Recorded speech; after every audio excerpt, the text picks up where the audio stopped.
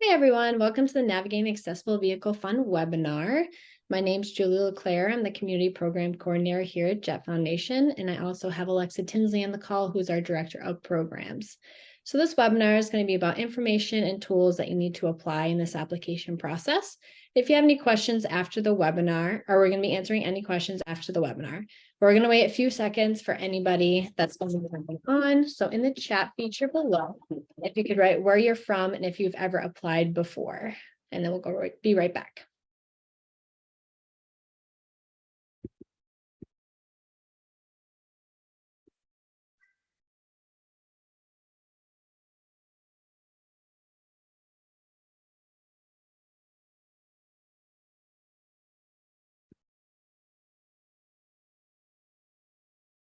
And now that everyone's logged on, so just a reminder to put in the chat about where you're from and if you've ever applied before. So once again, I'm your go-to person for this process. I'm Julie LeClair, I'm the Community Program Coordinator, and then Tinsley also is on this call, who's our Director of Programs. So I'm the go-to person. I'll be here every single step of the way, and then Alexa oversees and will lend support when needed. So here's our lovely staff members. So we have 10 people on our staff, and then Jessica and Trina as well, that was just added. So this will be our small but mighty team that will be here to support you along your accessible vehicle fund journey. So you'll be contacting them and be communicating with them along the way throughout your year. Julie, before you leave this slide, I do just want to let everybody know. So some of the people that you'll see the most are going to be Zach Bentley, he's our marketing and communications manager. Jessica Campbell, who will help with resources along the way. Maura Carroll, she's our director of development, and she will help and step in if there's any fundraising needs and anything that we need help with there. Gabby Costa, she's our director of marketing and communications, so she will be in communication with you, especially when it comes to any media help. Actually, Zach will do that as well. But any stories, they'll be contacting you just so you know their faces. And then Eric Snyder is our executive director, so you might see him as well. So those are the main people that you'll see in this process, other than the two of us.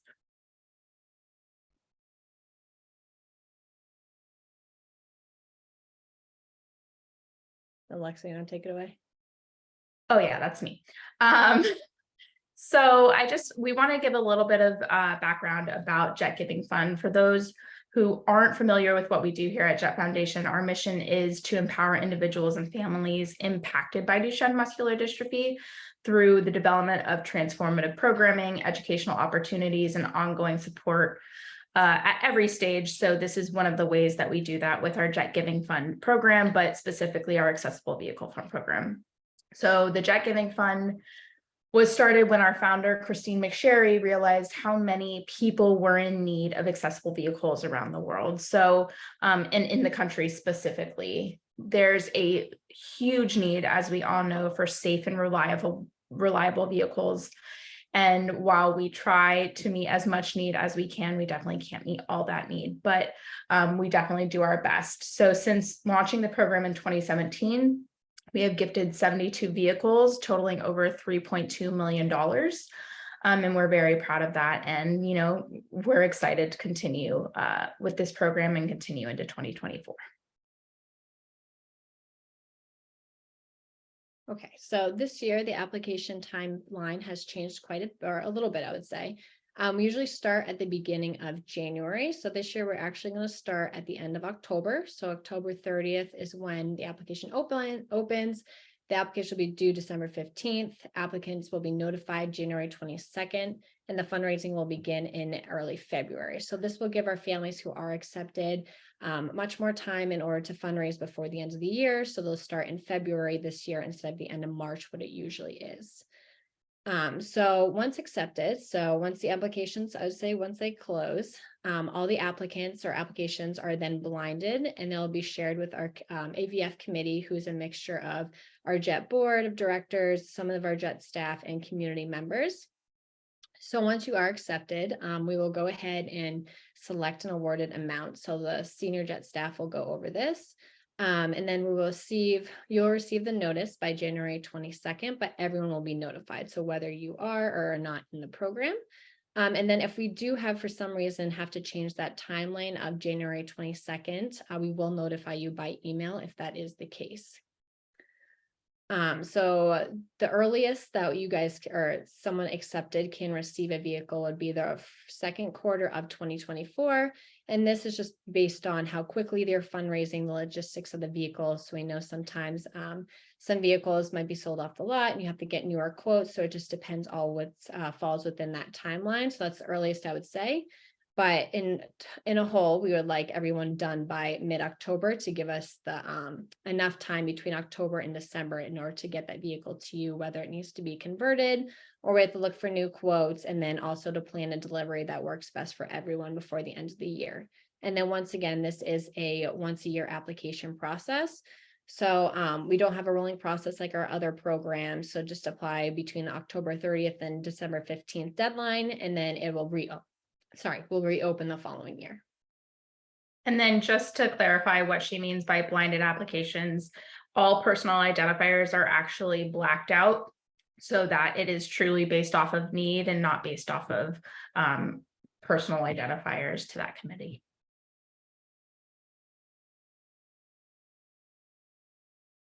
This is also me. So the Jett Giving Fund application is only available online. We do not accept paper versions at this time. If you do need any help filling out that application, please reach out to Julie. She'd be happy to help walk you through it. You will be able to go ahead and save and resume at a later time, so you don't have to complete the application all at once. It is a lengthy application process and there are a lot of questions, so we understand it's not reasonable for you to do it all in one sitting. You're absolutely welcome to, but you don't have to. There's a save button located at the bottom of each application, so it'll say save and resume later, and you can do that. If you don't have the application completed, even if you've started it, if it's not completed, you will not be considered. So please make sure that you do complete that application. And again, if you need any help, please do reach out to Julie. Okay, so these are our requirements. These are the minimum eligibility requirements that we have. And then if any of these are not checked off or incomplete, then your application will be considered incomplete and will not be accepted. So you need to be a USA citizen, have a letter of Duchenne diagnosis from your physician. The application must be completed in full by December 15th deadline. And then every family must commit to fundraising 50% or more of the cost of the vehicle. Family must demonstrate need in the application. So the need qualifies as financial need, mobility need, current day-to-day routine, the condition of your current vehicle right now. And then we also want you to know that we want to know how the vehicle will improve your family's day-to-day life and the quality of the life or your life. And then we need 3 different quotes. So quotes from vehicles can be requested from a dealer or a vendor who is certified. So what we mean by this is we actually require 3 quotes, but from 2 different vendors. So if you have, so you don't need 3 totally different ones. So you can reach out to one vendor, get 2 quotes, and then go to an entirely different vendor to get one. So what we need by a certified dealer is they have to have a certification and they must go through a multi-point inspection with every vehicle, and it must be deemed in excellent condition. So we also follow these guidelines of new vehicles as well. So we want new vehicles, if you're looking for new or old or lightly used, to be within 3 years old so that they're still under warranty, still under that 36,000 miles. And then let's see, must be in need of an accessible vehicle. The fund cannot assist in any other types of vehicles or vehicle loans. So we don't help in this program with any medical equipment, emergency needs, conversions, anything like that. So we just do the van itself. We do have other programs that help with those needs, but not in this program specifically. And I also want to go back to quotes really quick as well. I did miss one thing, but so for quotes, we don't accept any screenshots from websites. we actually require families to go out to vendors, either call them, visit them, inquire them online, and then the quotes need to be an itemized quote, and it has to have your family's name, address, and then itemized based on what the vehicle costs. Because if you just take a screenshot from online, we don't get the full cost. So we need the taxes, the fees that also come along with it to get the total cost of what the vehicle would be. So this helps decide what that family would be awarded if you are accepted into the program. And we also have find the right vehicle, or finding your perfect vehicle online, which is located in our Jett Giving Funds section in the URL page. So this will help determine whether a side entry versus rear entry is better for your family. And then it also shows you whether you need a minivan or chassis for one individual Duchenne versus as 2 or 3 individuals Duchenne, you might need more of a transit vehicle. So it outlines all the different kind of vehicles that you might need that best fit your family.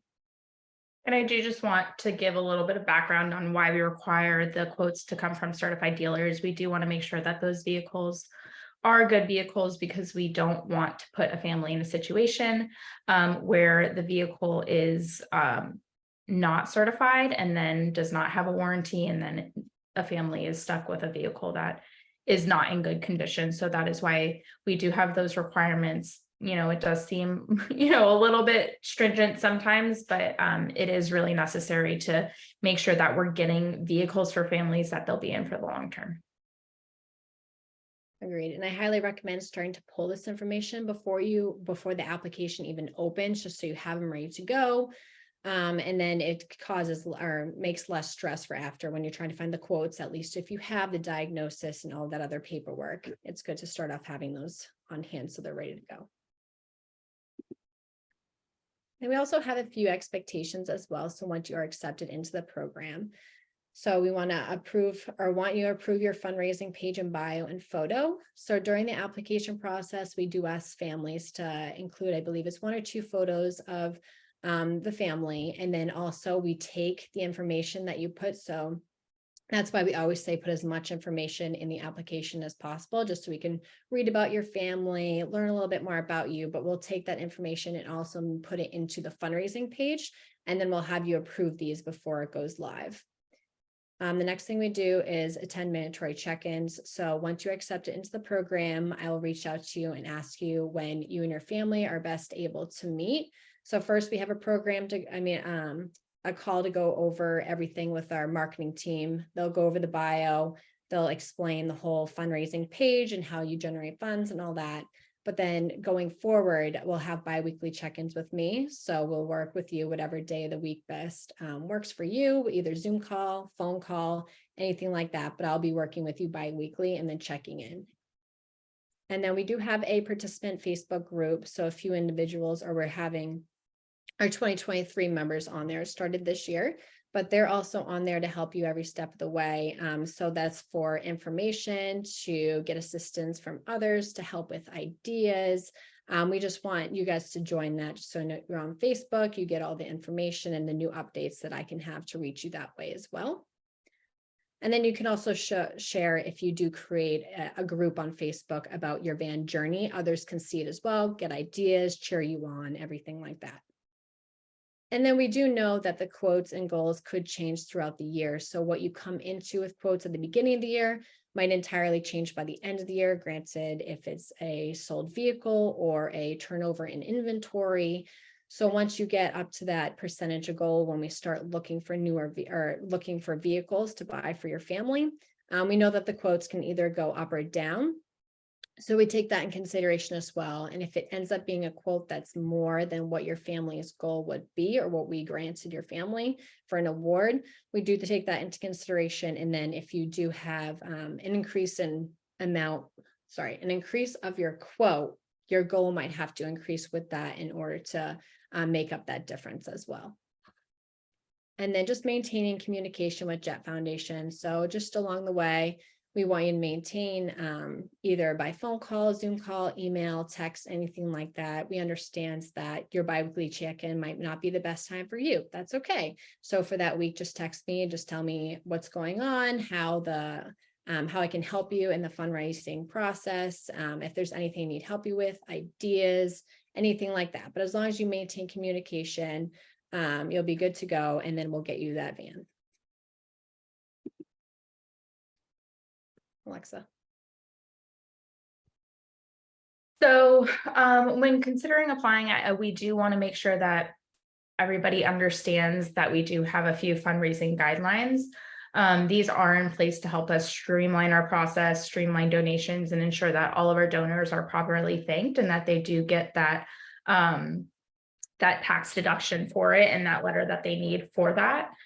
So after a family is accepted into our program, we will build a fundraising page for you that will be hosted on our main website. And that is where, you know, Zach and Gabby come in, like we talked about. They'll be helping put your story together to put on that page. All of our funds must be raised through Jett Foundation's approved fundraising methods. And that really is through that page. So all of the anybody that donates goes to that page. And then when it comes to fundraising outside of that page, Julie will work with you to help you understand what the proper way to do that is, how to send those funds so that it is properly captured and that those people are properly thanked and properly given that tax donation letter. If someone does donate outside of the United States, most countries are supported through our fundraising page, but if for some reason that doesn't work, there is a PayPal link that we do have with instructions on how they can donate directly to your family. So we do get that question a lot, if other countries can donate, and the answer is yes. You will be provided with a fundraising packet for ideas on fundraising in your community. But if you do need extra help, and I'm sure that there's a lot that's covered in that packet, but there's a lot that is not, we can definitely schedule a time with Julie. And like I mentioned earlier, Maura Carroll, our Director of Development, to go through that process and what you might need in terms of one-time assistance for those fundraising needs. And then using social media is highly recommended to assist in the fundraising process. We have seen time and time again that just sharing on Facebook can truly generate so much interest and so much support. So we do highly recommend that you use that in your fundraising process. And then just wanted to close up by saying, so the best way of communication to us is through email. We do our best to get to everyone within 48 hours. But yeah, so if you do have any questions regarding this webinar or just Jett Giving Fund in general and the accessible vehicle funds, please reach out at the email below at jettgivingfund@jettfoundation.org. So we'd like to open up to any questions if anybody has anything to say, or just questions on the application or the process in general. But we also have, oh, go ahead. Go ahead. I was just going to say, we do ask that you refrain from calling the office with any questions, because it is easier for us to, and faster for us to get back to you by email. So we do prefer that you do email us any questions that you do have. Yes, good point. And then we also have the Q&A box as well. So you can either write in the chat or the question and answer as well. We do have a question: how many families are typically approved? It depends on the year, it depends on the budget, and it depends on the economy. So that is a fluid question, but we did accept 14 families into our Jett Giving Fund last year. However, we did have 53 complete applications.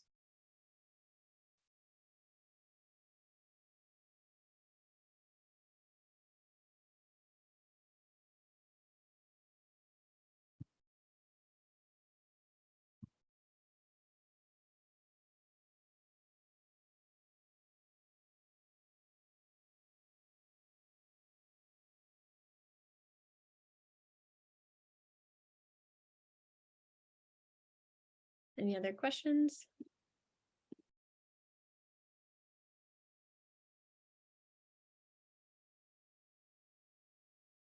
We do.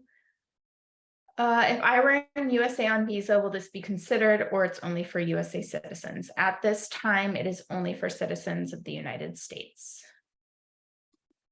Next question: I currently have an accessible vehicle, but it's too small for my son's wheelchair. Would you be able to help me possibly sell it to help raise funds, or have other advice on that? Emily, I encourage you to reach out to us, and so that we can talk more about that situation offline. So please email jetgivingfund@jettfoundation.org, and we can talk more specifically about your situation and what that looks like going forward.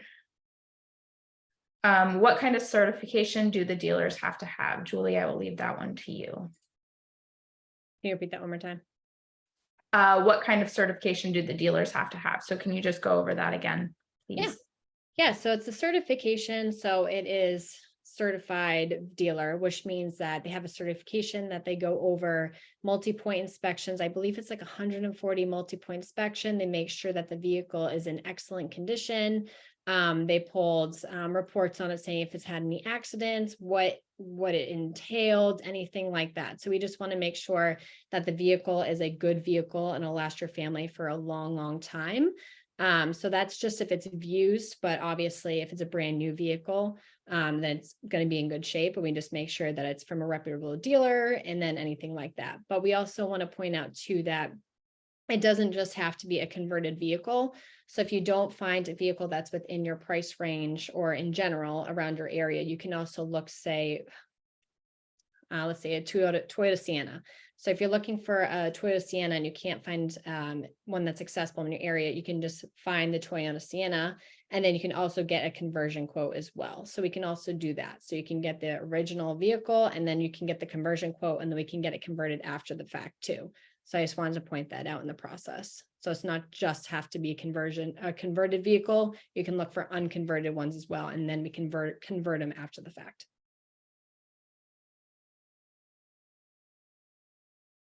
A lot of those quotes typically come from Braun Mobility, VMI, Mobility Works. And then we also work with a company called Purple Ribbon Mobility that would provide quotes as well. Just so if you are looking at those vehicles that are not converted, you have an idea of where to go to get those conversion quotes when you submit. Yep. And they have smaller ones in different areas too. So like United Access might be bigger, but there's like Sunshine Mobility or I think it's that, yeah, like Washington or Oregon, but they're named differently throughout the country as well. So keep an eye on for that.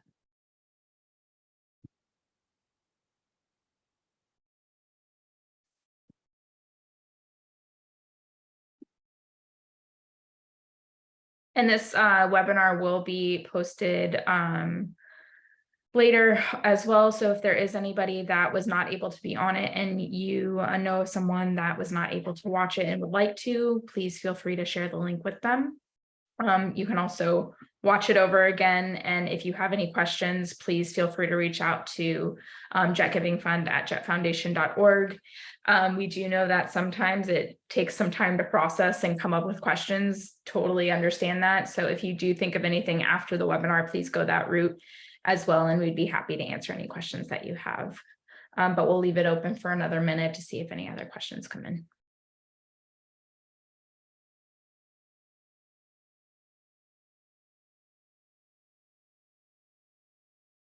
Oh, we also, another thing I want to add, highly recommend seeking grants or waivers or anything from your local areas. So I think Medicaid has some, local counties have them, but they'll cover a portion of the conversion or give you a grant towards it, which is huge in the fundraising process because you would already start with, say, that $8,000-$10,000 grant right there. So that's something to keep an eye out for in your local area. So start searching for grants and waivers just so you're prepared to apply, because that is one of the questions asking if you do have one of those. Julie, what kinds of vehicles is it best to look at? New, used, already converted, etc. It's a tricky one. So it all depends to what you're awarded. So one vehicle, say if it's already converted and brand new, it's going to cost a lot more money than it would if you bought it and then converted it. But that only depends on what you're looking for. So if you're looking for a side entry vehicle, that's 2 to 3 times the amount of work as a rear entry vehicle. So keep in mind that those are going to be more expensive. So if you already found a side entry converted vehicle, that might be, say, hypothetically, $90,000, and then you find one and convert it, that's a rear entry, it could be 70. So it just really depends on what your family's looking for, what your needs are, if you want that rear, side. You can do either one. You can do new or used. And then if you do look for used, make sure it's within that 3 years, so newer than the 2022, and then keep it around or under that 36,000 miles, just to make sure that the warranty is still going to be on it for the long haul. And I would say that typically and Julie, correct me if I'm wrong, but the majority of the vans that we do find for families are vans that are not converted and then are converted later on. So we do find either new or lightly used non-converted vehicles, and then we work with companies to convert those vehicles. But like Julie said, it is really dependent on what your needs are and what your family needs. So I do encourage you, and I will actually go ahead and find it and put the link in the chat for finding your perfect vehicle, because that will give you a really good idea of what your needs are when you're looking for quotes. And also, go ahead, Julie. I was gonna say, and also keep in mind that where your family lives as well. So if you're more in, say, like a populated city, it might be hard if you have to parallel park, then you can't use that rear entry. So keep in mind, you might need a side entry at that point. But if you're more in a less populated area, it might not matter to you. So just keep in mind where your clinic is, where you live, and what you think the best case is for either like a driveway or garage. Just make sure all those scenarios, it works best with either that rear or that side entry. Joseph asked, can I transfer money from a GoFundMe account? The answer is yes. Just please be aware that GoFundMe does take a percentage, so it would not be the full amount of whatever is raised. But yes, we do allow for that. And then I also want to point out that, say you are accepted into the vehicle fund, if you have that GoFundMe and people donate to you, we actually don't recommend that, because it's not tax deductible to anybody that donates. So if someone that does donate, they won't get that tax deductible at the end of the year. So if you do it through our Just Giving platform, since it's under a nonprofit, any amount that that individual donates, they'll get that receipt in order to use at the end of the year for taxes.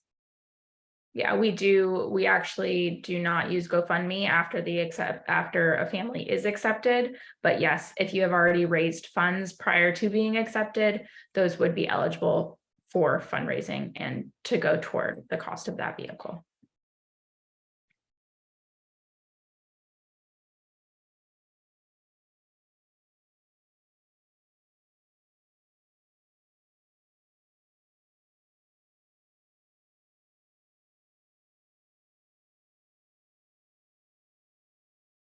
All right, well, it looks like we don't have any other questions, but like Julie said, if you do have any questions, please feel free to reach out to that email.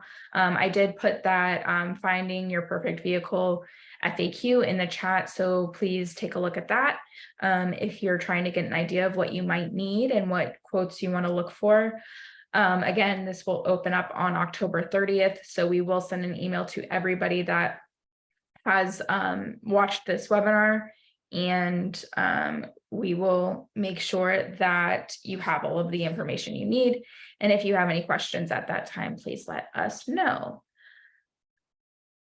They would not get a tax credit if the money is raised before the January 22nd date. So before that fundraising platform is put up there, they would not want to get the tax, or they would not want to, they would want to.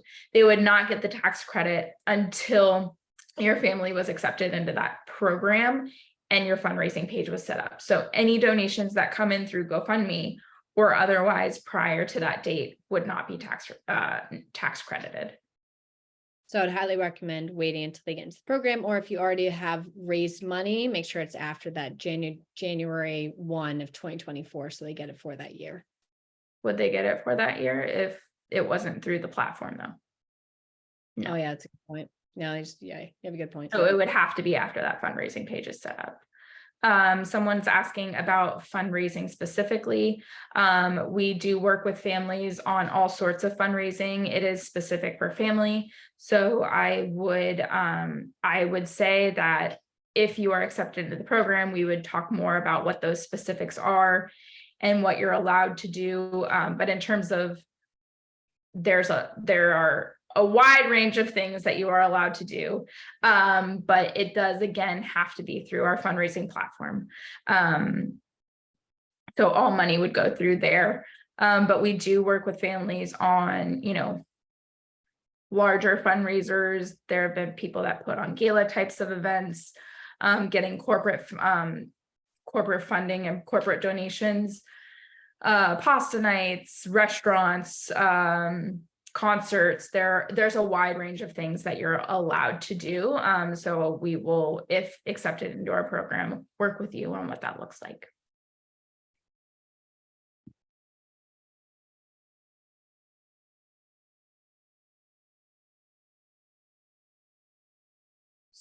So I will let Julie answer this.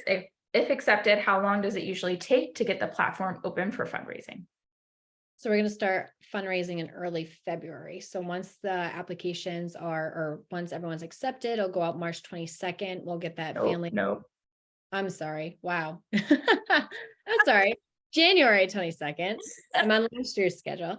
January 22nd. So once everyone gets his acceptance or denials, we'll then work with the family. To those who are accepted, we'll help make that fundraising page and tell you what you were awarded. And then that fundraising will start opening at that beginning of February once everything is approved by the family. And that's when you could start fundraising immediately. We try to get everything done within a week turnaround, but it does also depend on communication from the family and what, as long as we get what we need from you in the process, such as, that story and the bio and the photos, we would get everything up and running within the week. Can I get a packet? Can you clarify what you mean by packet? And then we'll go from there. We do have fundraising packets, if that's what you're referring to. If so, then yes, you can definitely get that. Even if you aren't accepted into our program, we'd be happy to share that with you.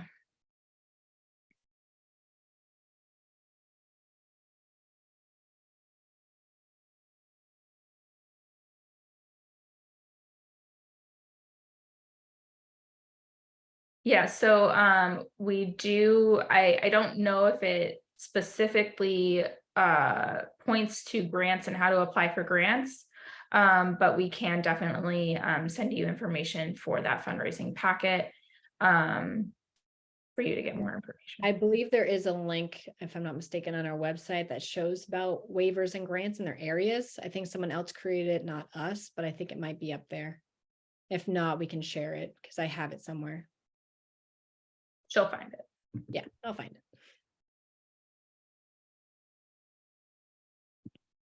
All right, any other questions before we hop off?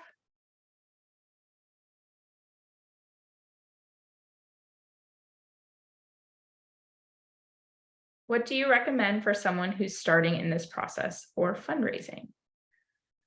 That's a really good question. I would say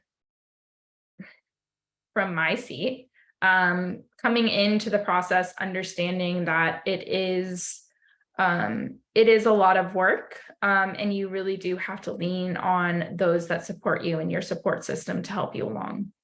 It is the ones that we find the most success with are those that really do lean into their community and lean into their friends and family, and aren't afraid to ask for help and ask for and tell their story. So I think coming into this process, coming in with an open mind, coming in with fundraising ideas, I think is really helpful. Even, just starting to think about what you might be able to do, who you might be able to lean on, is really important from our seat. So Julie, I'll let you, what's your thought on that? I agree. And then also going back to the grants and waivers, that's huge to start even the process, right? Because if you get a waiver for 10 grand, you start with that 10 grand. So that's huge. Like Alexa said, leaning on friends, family, support system, your community, the church is huge. Like boys and girls clubs, Rotary clubs, all those different types of community organizations are always willing to help you.